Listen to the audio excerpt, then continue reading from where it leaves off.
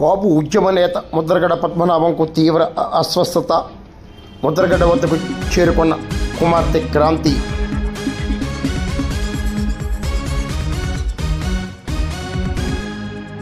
కాపు ఉద్యమ రథసారథి ముద్రగడ పద్మనాభం తీవ్ర అస్వస్థతకు గురయ్యారు. శనివారం రాత్రి అస్వస్థతకు గురి కావడంతో ఒక కార్పొరేట్ ఆసుపత్రికి తరలించారు. జనసేన మహిళా నేత ముద్రగడ కుమార్తె బార్లపూడి క్రాంతి తండ్రి కోసం ఆసుపత్రికి తరలి వచ్చారు. తండ్రి కూతుళ్ల మధ్య ఇటీవల రాజకీయ రగడ ఏర్పడిన నేపథ్యంలో తండ్రి కోసం కాకినాడలోని అచ్చంపేట వద్ద కార్పొరేట్ ఆసుపత్రికి క్రాంతి తరలి రావడం ప్రాధాన్యతను సంతరించుకుంది. ముద్రగడను హైదరాబాద్కు వైద్య పరీక్షల నిమిత్తం తరలించే అవకాశం ఉన్నట్టు కొందరు వైద్యులు వివరించారు.